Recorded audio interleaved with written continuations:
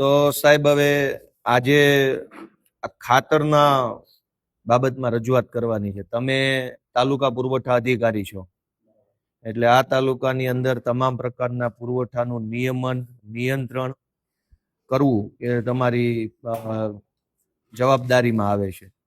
હવે દર વર્ષે એવું થાય છે કે વાવેતર સમયે જ ખાતર ન હોય. દર વર્ષની કકળાટ છે આ. ખેડૂતને જ્યારે ખાતરની જરૂર પડે ત્યારે ખાતર નથી હોતું. ખાતર વિતરણ કરવાની વ્યવસ્થા જે ખરીદ વેચાણ સંઘ પોતે ખાતર વિતરણ કરે છે, ગામની મંડળી ખાતર વિતરણ કરે છે, અને કેટલીક સરકારે નક્કી કરેલી એજન્સીઓ એગ્રો એજન્સીઓ હોય છે એ ખાતર વિતરણ કરે છે. પણ આ ત્રણેય ખાતર વિતરણની જે વ્યવસ્થા છે એમાં ખેડૂતને જ્યારે જોતું હોય ત્યારે ખાતર ન હોય તો કરવાનું શું? વાવણી સમયે તો અત્યારે ડીએપી ખાતરની જરૂર પડશે, અત્યારે જોઈએ અત્યારે ખાતર નથી, એવું કરવાનું શું? મોટો પ્રશ્ન એ છે. હા, તો આ તો કઈ આ વખતનો નથી, દર વર્ષનો પ્રશ્ન છે. તો સરકારી તંત્ર શું કામ કરે છે? પુરવઠા અધિકારી તમે છો, તો પુરવઠાનું નિયમન કરવું કે ભાઈ કેટલા પુરવઠાની જરૂર પડશે, તે પૈકી કેટલો પુરવઠો આપણા તાલુકામાં ઉપલબ્ધ છે, એનું આગોતરું આયોજન કોણ કરશે? અને આગોતરું આયોજન નહીં થાય તો દર વર્ષે ખેડૂતોને તકલીફ પડવાની છે. એટલે આજની અમારી રજૂઆત એ છે કે અત્યારે આગોતરું વાવેતર, જેને આપણે ઓરવીન વાવેતર કે ઓરવણી ચાલુ થઈ છે, એમાંય ખાતર મળવાની મુશ્કેલી ચાલુ થઈ છે. હવે રાબેતા મુજબનો રેગ્યુલર વરસાદ થાય, ચોમાસું રેગ્યુલર આવશે અને ખૂબ વાવેતર ચારો તરફ થશે, ચોમાસું વાવેતર, ત્યારે ખાતર નહીં મળે. તો મારી તમને પુરવઠા અધિકારી તરીકે રજૂઆત છે કે આનું શું તમારી પાસે આયોજન શું છે કયો? હું તો તમને પછી બધી વિગત આપીશ, અત્યારે તમે કયો કે આનું શું આયોજન છે પુરવઠા અધિકારી પાસે? ખાતર વિતરણ માટે જે તે ડિપાર્ટમેન્ટને સૂચના આપી દેશો, બરાબર? નિયમિત સમયસર ખેડૂતોને ખાતર મળે માટે સંબંધતા ડિપાર્ટમેન્ટને સૂચના આપી દેશો. સંબંધ કરતા એટલે કોણ એમાં? કેમ કે આ તો દર વર્ષનું છે, તમે પુરવઠા અધિકારી છો, કહેવાનું તો તમને છે. ખાતરના પુરવઠાનું બધું આયોજન ગોઠવી રાખવાની જવાબદારી કોની? એ સંબંધ કરતા માણસ તો એને તો ખેડૂતોનું કઈ દેખાતું નથી. બીજી વાત કે મોટા ભાગે એવું થાય છે કે ખાતર વિતરણ કેન્દ્ર છે ત્યાં કૃત્રિમ અછત ઉભી કરવામાં આવે. હકીકતમાં ખાતર પડ્યું હોય પણ દેવું નથી એટલે કૃત્રિમ અછત ઉભી થાય. કૃત્રિમ અછત ઉભી થાય એટલે 100, 200, 150 વધારે આપીને પછી ખાતરની કાળાબજારી થાય. મારે લેવું છે, તમે મને ના પાડી દીધી કે ભાઈ ખાતર નથી, પછી 200 રૂપિયા વધારે આપું તો છે. આનું નિયમન કોણ કરશે? કૃત્રિમ અછત. તો એ કૃત્રિમ અછત રોકવાની જવાબદારી કોની? ખેડૂતોને આવી રીતે લૂંટાતા હોય ખેડૂતો, એને રોકવાની જવાબદારી કોની? આપણે, તમે મને એમ કહો કે અહીંયા ખાતર વિતરણ કેન્દ્રો કેટલા વિસાવદરમાં?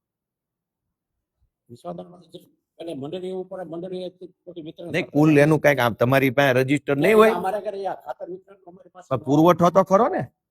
પુરવઠા કોઈ પણ વસ્તુનો પુરવઠો જે છે. ના, એ ખોટી વાત છે. તમારી પાસે બધું આવે. તમે મામલતદાર છો કે નથી? હા, પણ તો આ તાલુકામાં કઈ પણ પુરવઠાની વધઘટ થઈ હોય એનું નિયમન કોણ કરશે? બધું જ હાથ પોલીસ કે ધારો કે પોલીસનો પ્રશ્ન હોય ને પોલીસ પાસે લઈ જાય એમ કે મામલતદારમાં જાઓ, મામલતદારનો પ્રશ્ન મામલતદાર પાસે લાવી દઈએ એમ કે ટીડીઓ પાસે જાઓ. મતલબ બધા વિભાગે એવું નક્કી કરી લીધું છે કે હાથ ઊંચા કરી લેવાના, આ અમારામાં ન આવે. તો હવે પ્રશ્ન સાહેબ એ થાય છે કે અમે બધા કયા દેશમાં આવીએ છીએ, એ પેલા નક્કી કરવું પડશે. કેમ કે તમારો પ્રશ્ન તમારામાં ન આવે, પોલીસનો પ્રશ્ન પોલીસમાં ન આવે, ટીડીઓનો પ્રશ્ન ટીડીઓ, તો અમે કયા દેશમાં આવીએ છીએ? ક્યાં જઈને કહેવાનું? હાલો બધા હાથ ઊંચા કરી લે, કહેવાનું શું? અને સૌથી મોટી વાત, ઉભા રહે, આપણા ગુજરાત રાજ્યમાં દારૂ ઉપર પ્રતિબંધ છે કે દારૂ મળે છે? પ્રતિબંધ છે. તોય દારૂ બેફામ મળે છે. બધાને તમે ન બોલતા, તમે અધિકારી છો, અમને બધાને ખબર છે હોમ ડિલિવરી દારૂની મળે છે. દારૂ ઉપર પ્રતિબંધ છે તોય દારૂ જોઈએ એટલો મળે છે ને હોમ ડિલિવરી ઘરે બેઠા મળે છે. ખાતર ઉપર પ્રતિબંધ નથી પણ ખાતર મળતું નથી, તો કોને જઈને કહેવાનું? અમે કઈ બાંગ્લાદેશી નથી, ઓલા ચંડોળા તળાવે રે ઈવડાઈ અમે નથી. અમે તો આ દેશના જ છે. અમારી 500 પેઢીઓ આ દેશમાં થઈ. દારૂ ઉપર પ્રતિબંધ છે, દારૂ જોઈએ એટલો મળે, ઘરે બેઠા મળે, અને ખાતર પૈસા દેતાય ન મળે, એનું શું કારણ? તો તમારી તાલુકાના મેજિસ્ટ્રેટ તરીકે, પુરવઠા અધિકારી તરીકે કઈ જવાબદારી ખરી કે પછી ગમે એટલું કહીએ એનો કોઈ અર્થ નથી? ના, એ તો અમે કહેશું એ લોકોને, મંડળી વાળાને બધાને કહેશું અમે. બીજું કે ખાતર લેવા જઈએ તો એને આધાર કાર્ડ માંગે છે. હવે ખેડૂત ખેતરે જ સીધો ખાતર લેવા આવે, હવે ખિસ્સામાં આધાર કાર્ડ લઈને ફરે, ટ્રેક્ટર આંકતા હોય, ખેડૂતના ખિસ્સામાં એક પાવલી ન હોય, પહેરા લુગડે ખેતીનું કામ હાલતું હોય, કેમ કે રફ લુગડા પહેર્યા હોય. હવે ઓલો આધાર કાર્ડ વગર ખાતર નથી આપતો. મને તમે નિયમ સમજાવો હાલો કે ઈ આધાર કાર્ડ ને ખાતર ને શું નિયમ છે? દારૂ લેવા માટે તો આધાર કાર્ડ ની જરૂર નથી, આઈડી પ્રૂફ માટે જ માંગતા હોય ને. પણ દારૂ લેવા માટે તો આધાર કાર્ડ ની જરૂર નથી, આઈડી પ્રૂફ ની. દારૂ લેવો હોય તો વગર આધાર કાર્ડ મળે છે, ખાતર લેવો તો આધાર કાર્ડ દેવાનું નહીં. પણ તો એનું શું કરવાનું? તમે શું આદેશ આપશો? હાલો કયો.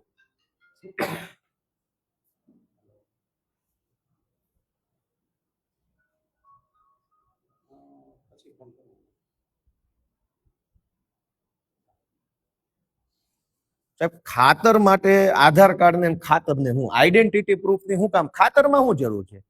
કાલ તો હવે તમારે કિલો રીંગણા લેવા છે તો આધાર કાર્ડ માંગશે. આધાર કાર્ડ કેવી વસ્તુ? માનો કે એક્સપ્લોઝિવ લેવું હોય, કોઈ સ્ફોટક પદાર્થોની ખરીદી કરતા હોય જેનાથી બ્લાસ્ટ થાય એવા, તો આધાર કાર્ડ માગો તો અલગ મુદ્દે વિષય છે. હથિયારોની ખરીદી કરતા હોય તો આધાર કાર્ડ માગો તો અલગ. ખાતર તો ખાતર છે. ખાતર ને મારી ઓળખને હું લેવા દેવા? અને મારું આધાર કાર્ડ આપીને હું ખાતર લઈ જાઉં છું, ખાતરથી તો હું કઈ મોટું કઈ કૃત્ય તો કરવાનું નથી, તો ખેતરમાં જ જવાનું. તો આધાર કાર્ડની આ બધી માથાકૂટમાં ખેડૂતને શું કામ ઉતારવામાં આવે? તો તમે કઈ ઓર્ડર કરશો કે નહીં કરો? ખેડૂતના ખિસ્સામાં છે પાવલી ન હોય, આધાર કાર્ડ તો મૂકો. હવે ખેતરે જેટલી જરૂર પડે એટલું લેવા જાય, ન્યા ઓલો કે આધાર કાર્ડ લાવો ને અંગૂઠો લાવો ને આ લાવો ને તે લાવો ને ક્યાં કરવાનું? અને અંગૂઠા સાહેબ ગહાઈ ગયા છે લોઢારે કામ કર્યું, અંગૂઠા આવતા નથી અડધા ખેડૂત. પણ આધાર કાર્ડ ને ખાતર ને શું લેવા દેવા? મને નિયમ ન સમજાતો. મને તમે ક્યાંક સમજાવો કે આનો શું નિયમ છે? હાલો. આઈડી પ્રૂફ માટે જે પણ સાહેબ ખાતર ને આઈડી પ્રૂફ ને હું મારી ઓળખ ખાતર લેવા જે વ્યક્તિ છે ને એમ ખાલી ઓળખ માટે એ માંગતા હોય, બાકી બીજું કઈ. પણ એમ નહીં મારા સાહેબ, હું એમ કહું જે તે વ્યક્તિ જ છે એ તો એને દેવા વાળો ઓળખતો હોય. ગામની મંડળી ઓળખતી ન હોય? ગામની મંડળી ખાતર વિતરણ નું કામ કરે તો ગામનો ખેડૂત જ ખાતર લેવા, કોઈ બાંગ્લાદેશ થી આવવાનું નથી. ગામના માણસને મંડળી ન ઓળખતી હોય. એક ગામમાં કેટલા ખેડૂત હોય? 400-500 ખેડૂત હોય. ગામનો મંડળીના પ્રમુખ ને વ્યવસ્થાપક કમિટી ને મંડળીના મંત્રી આખું ગામ એકાબીજાને ઓળખતું હોય, તો આધાર કાર્ડ ની જરૂર ક્યાં પડે છે? અને આધાર ઓળખ ખાતર ને લેવામાં ઓળખની જરૂર કેમ પડી? ખાતર એવી કઈ વસ્તુ છે જેમાં મારે ઓળખ બતાવું તો જ મળે? સાયકલ લેવામાં ઓળખની જરૂર નથી પડતી. સાયકલ લેવી હોય તો આધાર કાર્ડ નથી આપવું પડતું, ખાતરમાં ક્યાંથી આપવું પડે છે? આ પંખા, ટ્યુબલાઇટ, એસી, ટીવી લેવું હોય, આવડી મોંઘી વસ્તુઓ, લાખ રૂપિયાના મોબાઈલ લેવા હોય તો એમાંય આધાર કાર્ડની જરૂર નથી પડતી. 2 લાખનું ટીવી લેવું હોય એમાં આધાર કાર્ડની જરૂર નથી, તો ખાતરમાં જ કેમ? તો તમે કઈક આદેશ કરો સાહેબ, ખેડૂતોને કઈક રીબાઈ છે. બીજું, જરૂરિયાત મુજબની થેલી નથી આપતા. ખેડૂતને જરૂર હોય 2 થેલીની, તો કે 1 જ આપીશ. મોટી જમીન હોય, કોકને 10 થેલીની જરૂર છે, તો કે 3 જ આપીશ. પણ કેમ એમ? કોઈ જોવા વાળું, કોઈ પૂછવા વાળું નથી. ગુજરાતમાં બધું આમ હાવ રેઢારાજ હાલે છે. ખેડૂતને 10 થેલીની જરૂર હોય સાહેબ, તો 2 થેલી જ કેમ? આ કઈ પ્રતિબંધિત વસ્તુ તો નથી. આના જથ્થાનું કાયદાથી નિયંત્રણ નથી થયું. પુરવઠા અધિકારી, જો તમને ખબર હોય પુરવઠા અધિનિયમ છે, બધું આવશ્યક ચીજ વસ્તુ ધારો વગેરે વગેરે, એમાં દરેક પુરવઠાનું નિયંત્રણ છે. તો મારે 10 થેલી જોતી હોય, 10 થેલીના રૂપિયા આપવા તૈયાર છું, તો મને 10 ને બદલે 2 જ કેમ આપે છે? પેટ્રોલમાં તો એવું નથી કરતા. મારે 10,000 નું પેટ્રોલ લેવું હોય તો આપી દે છે, લાખ રૂપિયાનું ડીઝલ લેવું હોય તોય મળી જાય. તો ખાતરમાં કેમ 10 થેલી જોતી હોય 2 થેલી જ આપવામાં આવે છે? પેટ્રોલ ડીઝલ એ પુરવઠો છે, ખાતર એ પુરવઠો છે. પુરવઠો તો બંને વસ્તુ છે. તો ડીઝલમાં લાખ રૂપિયા ડીઝલ મળી જાય છે, ખેડૂતને 3 થેલી ખાતર જોતી હોય તો કે 3 નહીં મળે, 1 જ મળશે. તો સાહેબ અમારે હવે કોને જઈને કહેવાનું? બોલાવીને એમને ચર્ચા કરી લઈશું. હવે આ કેમ આ કૃત્રિમ કઈ અક્ષર છે કે પૂરું કેમ નથી ખાતર આપતા ખેડૂતને 10 થેલીની એટલે જરૂર હોય સાહેબ. 10 વીઘા હોય, 12 વીઘા એક હારે એને વાવવું. હા ડીએપી પેલા હોય, પાયાનું ખાતર છે, પેલા વાવવું. વાવેતર વખતે વરસાદ થઈ ગયા પછી ડીએપી મળે ને તેને વાવવું ક્યાં? 2 થેલી આપે તો એને 3 વીઘાની ખેતી કરવી, 7 વીઘા છોડી દેવી, કરવું હું? હા તમારી પાસે સાહેબ અત્યાર સુધી કેટલી વખત આ મુદ્દો આવ્યો ખાતરનો? આવ્યો તમારી પાસે ક્યારેય? હવે તમે મામલતદાર પાસે નથી આવતા, કોની પાસે આવવું છે?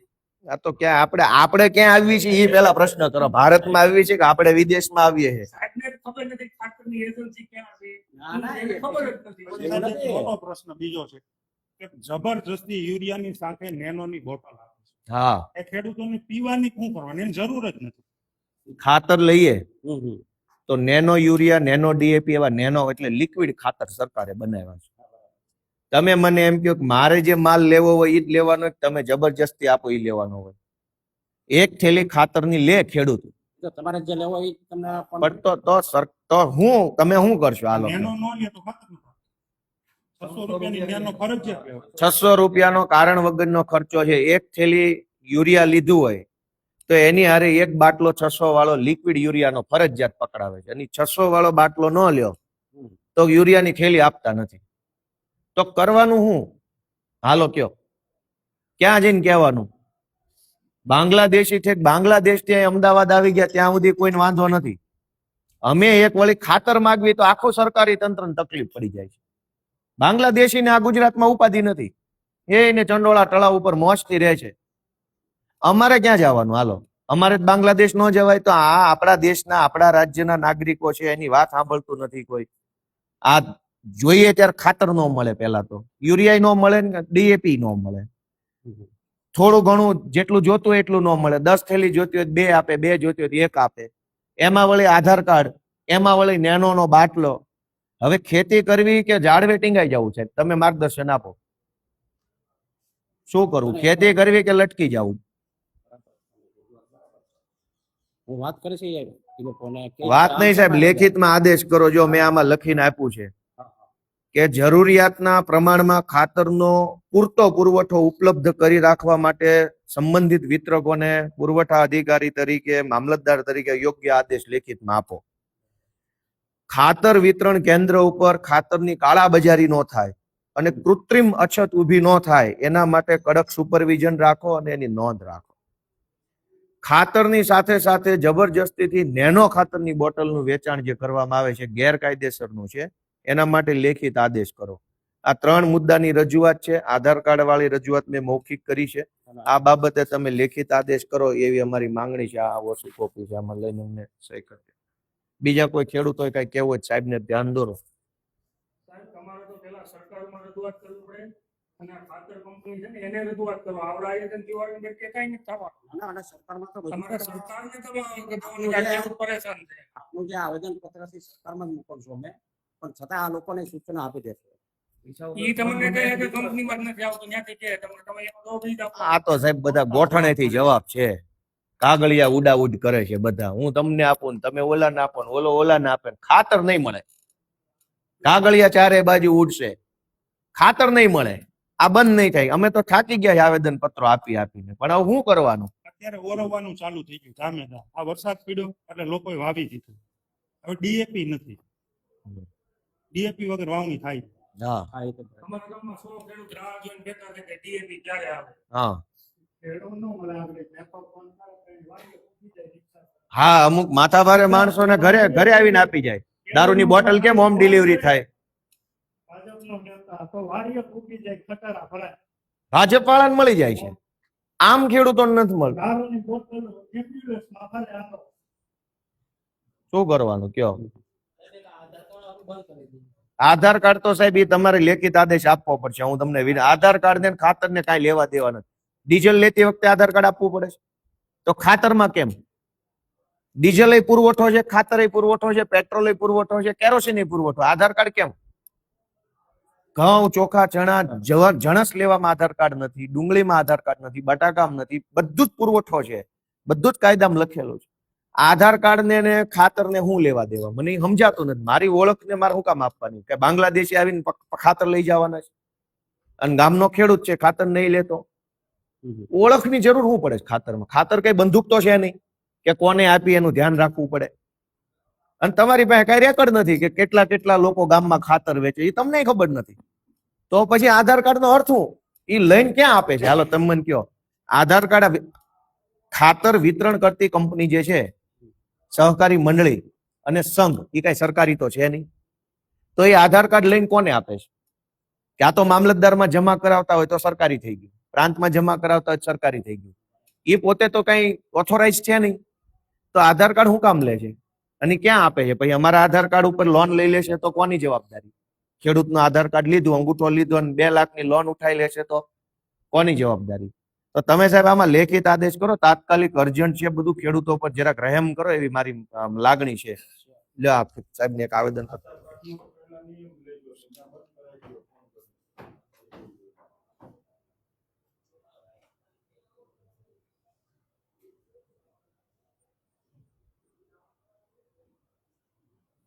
ચાલો, ખૂબ ખૂબ આભાર સાહેબ તમારો. Thank you so much.